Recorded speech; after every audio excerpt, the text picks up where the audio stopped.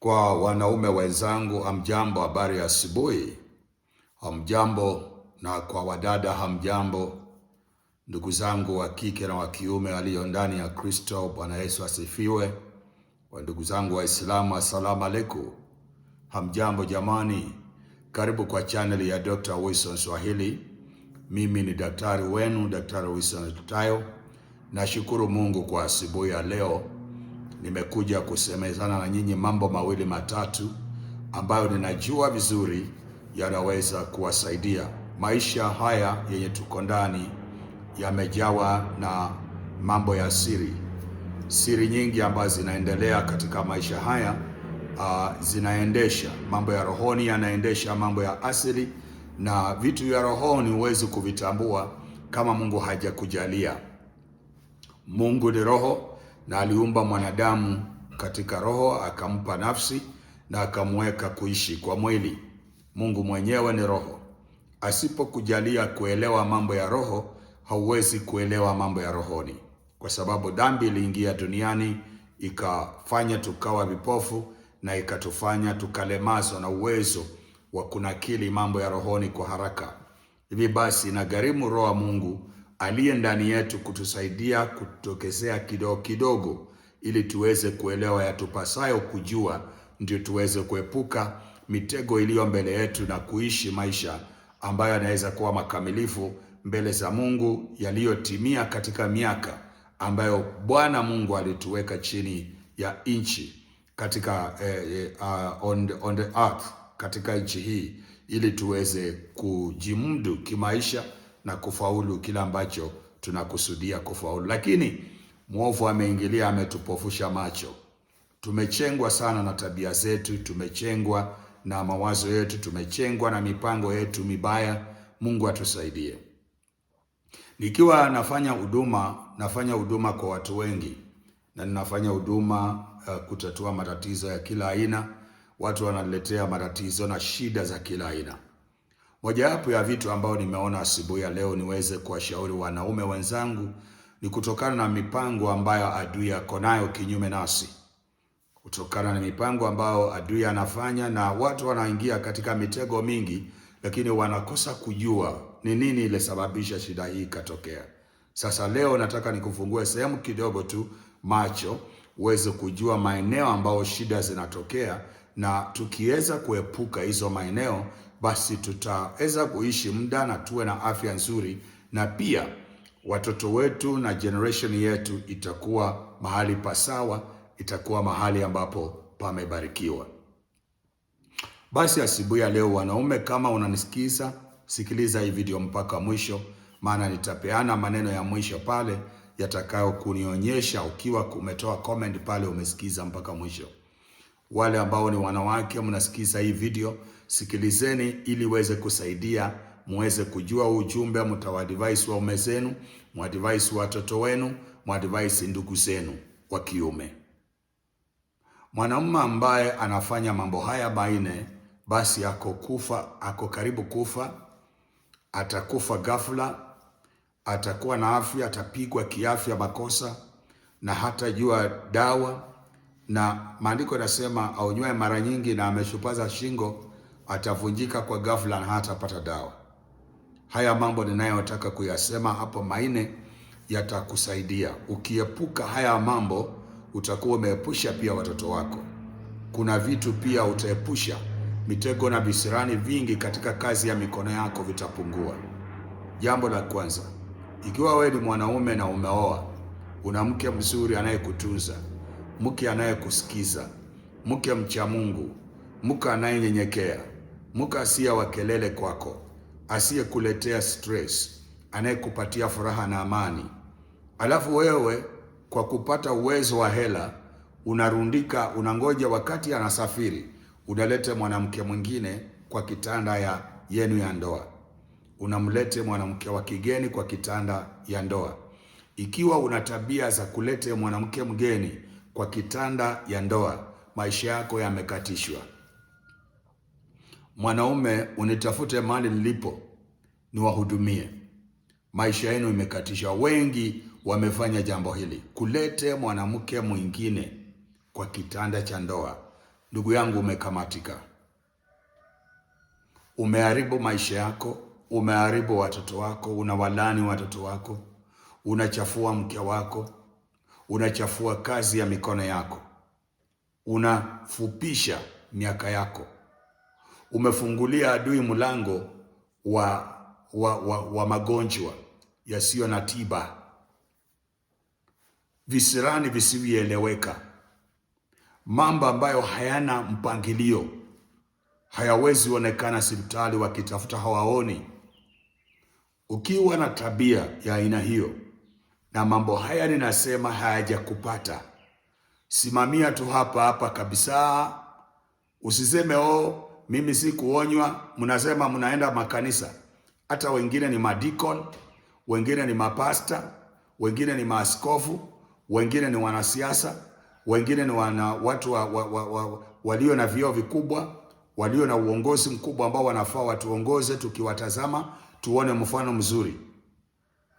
I am not talking about, siongee kuhusu mtu ambaye ameoa mke wa pili, siongee kuhusu mtu ameoa mke wa tatu, siongee kuhusu mtu ana mke wa nne. Ninaongea kuhusu mtu anayejificha, mke wake anaposafiri analete mwanamke wa kigeni, anamweka kwa kitanda ya mapenzi, ile kitanda ya ndoa.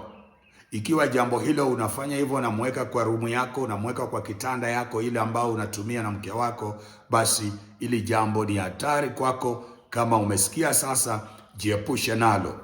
Kama haujasikia, basi aonywaye mara nyingi na ameshupaza shingo atavunjika kwa ghafla na hatapata dawa. Jambo la pili ambalo Mungu akikusaidia kabisa uepuke ni mambo ya, kama umebarikiwa na gari, usijaribu kuchukua mwanamke mwingine wa kigeni na kufanya tendo la ngono katika gari lako. Lile gari ambalo unabebea mke wako, lile gari ambalo unatembea na familia yako, usifanyie ndani mapenzi na mwanamke au wanawake wa kigeni. Usifanye jambo hilo, maana kufanya jambo hilo kulaani kwanza.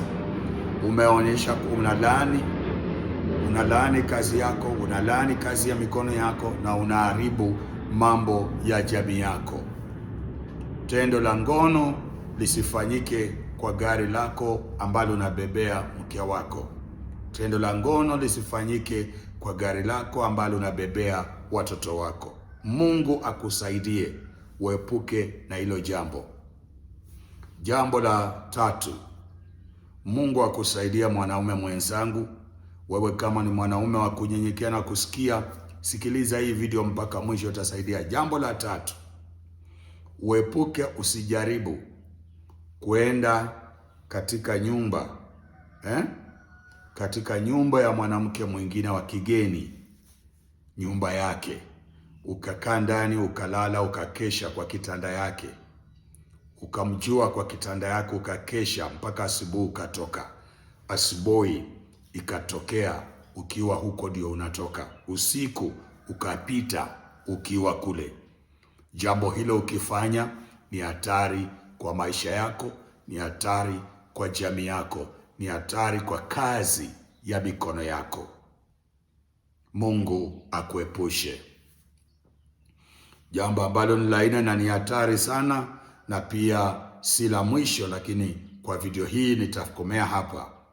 Ni uangalie sana kinywa chako ambacho unabusu nacho mke wako, ulimi wako ambao unabusu nao mke wako, unampatia kisi mke wako. Usijaribu kabisa kubadilisha hiyo kwa mke mwingine wa kigeni, ukaenda katika sehemu za siri kwake, kwenda kumbusu na kinywa kile kile na ulimi ule ule sehemu za siri. Ukafanya hivyo umejiua, ukafanya hivyo umeharibu wale watoto waliotokea katika heshima ya mke wako, katika private party ya mke wako. Umewaharibu. Kwa kufanya vile umelaani maisha yako. Kwa kufanya vile umeharibu kazi ya mikono yako. Kwa kufanya ile unaharibu. Na vijana mlio katika tamaa za mapenzi, vijana, unafanya hivi, msichana wa mtu hivi, alafu unatoka unafanya mwingine tena, unatoka unafanya mwingine. Kama wewe ni kijana uko na msichana mmoja, fuata huyo mmoja au fuate huyo mmoja. Usijaribu kutoka kwa huyo tena unaenda unafanyia mwingine. Yule msichana ambaye huwa unakisi na kinywa chako, unaenda tena unakisi mwingine sehemu za siri. Umejiharibu. Kama wewe ni kijana na umeanza tabia hizi, basi sahau mambo ya kuwa mtu mkomavu na kuishi maisha mema. Sahau, maisha yako yataisha ukiwa bado kijana. Umenielewa? Nimekuonya. Mimi naitwa Daktari Wilson Tayo. Nafanya apostolic hapa Kenya na Uganda, Tanzania, Rwanda, Burundi, Nigeria, Ghana, mpaka nchi za nje. Nafanya apostolic. Mungu akusaidie.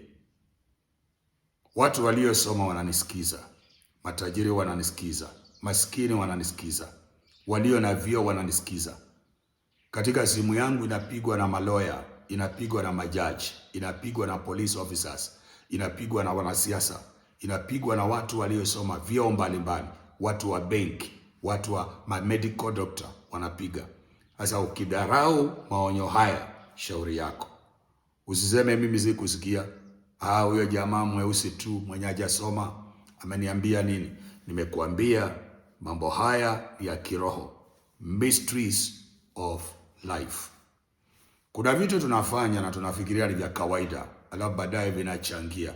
Kuna pasta moja Mombasa alinidanganya, akanibia 500,000 za Kenya. Mombasa akanibia 500,000 kwa kuniuzia kitu ambacho si chake. Akaniuzia mahali, na kwa sababu nilikuwa na tamaa ya haraka mahali nilikuwa nakusanyikia na watu, kanisa lilikuwa watu wamejaa, kwa hiyo kahol najaribu kutafuta mahali ambapo watu watatoka, maana ile ilikuwa congested, kalikuwa kadogo. Nikawa nasema nikipata tu mahali nitanunua, hata lakini sikupata pa kununua. Sasa huyo mhubiri akaniletea, mhubiri ndiye aliniletea huyo mhubiri, akaniambia mimi kuna ndugu namjua mtumishi wa Mungu ako na mahali anauza. Huyo jamaa akaniuzia 500,000. Nakumbuka vizuri 700,000 zilienda hapo bali. Nikanunua. Baadaye wakanipeleka lawyer, tukaandikishana kila kitu, na huyo lawyer kumbe amenunuliwa na huyo jamaa pia si wa kweli. Nilikuwa sijafanya screening, sikufanya screening. Nilibebwa kama Yoshua, maana sisi ni wanadamu. Unasaidia watu lakini pia unaweza danganywa. Mimi nilidanganywa. Si kuenda kwa screening kwa sababu nilipoona mwenye amemleta ni mtumishi wa Mungu, ni pastor, ninamjua, anahubiri kanisa, nalionanga hapo kila siku. Hapo karibu na ofisi yangu, anafanya ibada hapa, anakuja Wednesday, zingine anakuja hakuna watu, analia peke yake, anaomba peke yake, anaenda. Paka hata alikuwa nimempangia nimbariki na vyombo. Baada nilikuwa nimeona anatabika sana, mvua inapiga, anatoka. Hata nilikuwa nimepangia nimulipie holi moja kubwa hapo, aingie ndani. Sasa urafiki ulipoanza na akaniona mimi kwangu natafuta mahali pa kwenda, kwangu kumejaa, akaniambia mahali mtu mwenye anauza. Na ule pasta aliletwa ni mchungaji pia, akawa pia yeye anauza hapo mahali. Kumbe ni wakora wote wawili. Basi nikanunua na nikadanganywa. Na nikamfuata, na baadaye wenyewe wakakuja wakachukua hapo mahali. Wenyewe wakaja wakachukua. Nikasema sitaenda, mimi siwezi enda polisi ati kuripoti nianze kufuatana ati pesa. Alichukua, alikuwa na kanisa likaisha, akapotea. Baada ya muda mfupi nilisema hizo pesa zangu umechukua kwa uongo, lakini naye hautakula kwa amani. Hii ni jambo ambalo yeye alidanganya. Watu wengine hapa mnafanya huduma na mimi, na mkichelewa kupata ripoti mnaanza kuniambia pesa yangu nililipa. Wewe kile kitu ambacho umelipa kwangu kwa huduma, hiyo ni kama sadaka umpeleka kanisani. Kumbuka mimi si pasta wenu, mimi si mchungaji wenu, na mnakuja kwangu niwafanyie huduma. Mkilipa ile hela kidogo mnalipa kwa ajili ya bidhaa vile natumia na muda wangu na huduma ninayofanya ni ya kiroho. Amini Mungu upate majibu. Mtumaini Mungu utapata majibu. Unanielewa? Mambo ya kunitisha kila wakati, nilituma pesa yangu kachukua na bado na ngoja. Ile sadaka zote zenye umelipa kanisani mwenu, umempigia Mungu ukamwambia unamgoja? Umpigia pastor ukamwambia unamdai fungu la 10? Kuna kijana mmoja alikuwa anatoa fungu la 10 kanisani mwangu, akapata shida. Sasa ile story ya ule pastor nilikuwa nakuambia sijamaliza. Huyo pastor alimaliza vibaya. Hivi sasa naongea na wewe, alishikwa, alipoteza kanisa, alipoteza biashara zake, alipoteza na akapigwa na matatizo na akaenda kule. Si jamulani, lakini nilimwambia ni makosa kwenda kwa mtu aina mimi, alafu unanikon, unaniibia, unaniuzia mahali na unajua hapo mahali si pako. Baadaye unaniletea fake lawyer nikimuitisha kila kitu. Mimi nimetrust.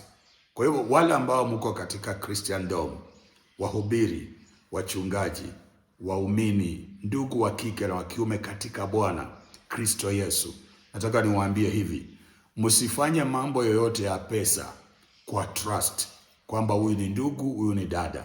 Andikishaneni mbele ya sheria. Tafuta kabisa ukweli. Usiende kwamba huyu ni ndugu anasema ukweli, huyu ni bishop anasema ukweli, huyu ni apostle anasema ukweli, huyu ni nabii. Wachana hiyo vitu kabisa. Wachana na hiyo vitu kabisa. Mimi nakushauri, katika miaka niliyo nayo kwa huduma imepita sana siri, ninaweza kukushauri.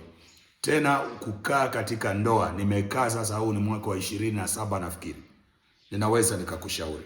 Na mke yule niliyesema ndio, niko naye mpaka leo. Unanielewa jamani? God will bless you. Kijana alifanya makosa. Alitoa taiti kwangu, baadaye akapata shida yake tu huko kazini, sijui wapi walipotezana pesa huko. Akapigwa faini alipe. Akawa siku yake kulipa ana hela. Akaja kunikopa pesa. Nilimkopesha pesa. Kabla hajalipa akaanza kukisi hao wasichana wa madhabahu au wa kufanya uimbaji na praise and worship. Kaanza kukisi huyu na alikuwa ni mtu hajaoa, lakini alikuwa ni mkomavu kuliko mimi. Alikuwa hata na miaka mingi kuliko mimi, lakini alikuwa hajaoa. Sasa ndio maana muita kijana. Alikuwa ananibebea Biblia kila wakati mahali naenda. Tena ndiye alikuwa interpreter wangu. Ukienda kuombea msichana, ukienda kwa door to door mkifanya evangelism, msichana, ukikutana mtu wa kike mdogo, binti anaokoka, ukichukua majina na namba ili umuombee na basi ndio sasa atafuata hapo kesho, amtongoze. Ukienda kwa mwingine kwa praise and worship, ndio huyo. Wapi wamama wachanga hao wenye wamezaa mtoto mmoja wawili na bado wamezaa wameanza kubehave, hawataki kuokoka, wanaenda huku. Hawa mama wakijikomiti kwa maombi na kuja, ndio huyo. Maana alikuwa akosi, yuko hapo. Unakuta amefuata huyo. Sasa nilikosana yeye. Nilimuonya kwa hiyo. So wakati nilimuonya kwa hiyo, kabla hajanilipa ile pesa yangu, akatoka kanisani. Na nilipomdai ile pesa yangu, akaniambia nimrudishie fungu zake za 10 zote. Ati zile fungu la 10 anatoanga. Ilikuwa ni hela kidogo tu, alikuwa anafanya security. So kama ni 10,000 fungu yake 1,100. Lakini sasa fungu iwe ni mamilioni ama iwe ni kidogo, ilikuwa ni fungu ya 10 na ilikuwa inakubalika na Mungu. Kijana akaniambia lazima, hakuna hata heshima. Ati kwa sababu ni mkomavu kwa miaka, sasa anafanya ile vituko na ni muaminifu kila wakati atokea kanisa, anakuwa na huduma na mimi nini. Sasa hizo ndio vituko na kupatia nafasi ya kufanya kweli? Hiyo ndio kazi ambayo tutafanya kwa sababu unatoa pesa kwa kanisa? Uende ukiharibu madhabahu, ukiharibu watoto wa Mungu? Hiyo ndio kazi utafanya? Hata wewe ambao unanisikiza, kama unafanya hivyo kwenu kanisani mwenu, hiyo ni haki? Ati kwa sababu mchungaji umemtolea fungu la 10 unasupport mambo yake, sasa una behave tu, unaharibu? Hiyo ni kuharibu huduma ya huyo mchungaji. Sasa mimi nilimuonya, akaniambia hiyo pesa atanirudishia kwa sababu amekuwa akitoa fungu la 10. Basi kaacha. Alitoroka na akaenda akashikana mwanamke mwingine. wakazaa mtoto akafa. Mwanamke akawa mgonjwa, magonjwa akampiga asieleweka. Walinifuata mpaka pasta mali anaenda, pasta wake alinifuata na yeye huyo mtu. Nilisema sitasema neno na nitanyamaza. Walinifuata wenyewe, hata mke wangu akaniambia wasikilize. Wakaja mpaka waliejeshwa mali nilikuwa naishi, walikuwa hata wajui, wakaonyeshwa na mtu. Wakaja mpaka mali niko, wakapiga magoti kwa nyumba yangu, nikawaombea. Pasta mwenye alimwambia achana naye, kuja tufanye huduma, huyo ajui. Kuna wachungaji ambao wanapokea majangili kwa makanisani mwao. Ameasi kule kwa mhubiri mwingine, badala ya kumuitisha barua kutoka kwa huyo mhubiri. Ulitoka huko kwa nini? Hata kama nimekusikiza, wacha anampokea. Tunapokea watu, lakini mimi nilisema hivi. Na huduma Nairobi, na huduma Busia, na huduma Mombasa na nchi zingine, naweka makanisa. Mshirika yoyote anayetoka kwa mhubiri, mashirika wote wanatokanga mahali pengine. Lakini wale wote wanaotoka kwa mhubiri yoyote wakija kanisani wanasema kwangu sasa ndio wanataka kuanza kushiriki.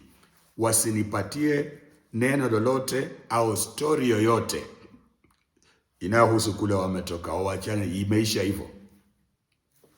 Mimi sihitaji hiyo. Mimi kile nahitaji ni waabudu Mungu, wapate ukweli, waende mbinguni. Jambo la pili, wafanikiwe duniani, wapate maarifa ya kiroho na kutatua matatizo yao wao wenyewe. Mambo ya lawama, sijui pastor fulani alikuwa anatufanya hivi, sijui unaniongea, mimi sisikizangi hiyo vitu, sinaanga time. Hata mimi huwa zikai na washirika nikisikiza story. Mimi kukutana washirika ni neno la Mungu nafungua. Kukutana washirika ni ushauri wa kiroho na peano. Kukutana washirika ni maombi naombea. Hiyo ndio kukutana washirika. Mimi sina story na washirika, sina hadithi. Tuongee, tufanye nini? Ni nini tunaongea? Tunaongea habari za Yesu. Tunaongea habari za kuinamini. Tunaongea habari za kufanikiwa. Tunaongea habari za kufaulu. Tunaongea habari za kubariki wengine. Hizo ndio habari mimi niko nazo. Thank you. Listen to this video, itakusaidia. Kama umesikiza hii video mpaka mwisho, uniandikia hapo chini amina, amina mtumishi, amina mtu wa Mungu. Niandikie amina yako kwamba unapokea. Mungu akufanikishe na miguu yako isikupeleke kwa kifo. Pesa ambayo unatengeneza isikununulie jeneza kabla wakati. Akupa afya nzuri na miaka mingi ya kuishi. Uwe wa baraka kwako mwenyewe na kwa jamii yako na watoto wako, na generation yako ifurahie kukutaja. Asante.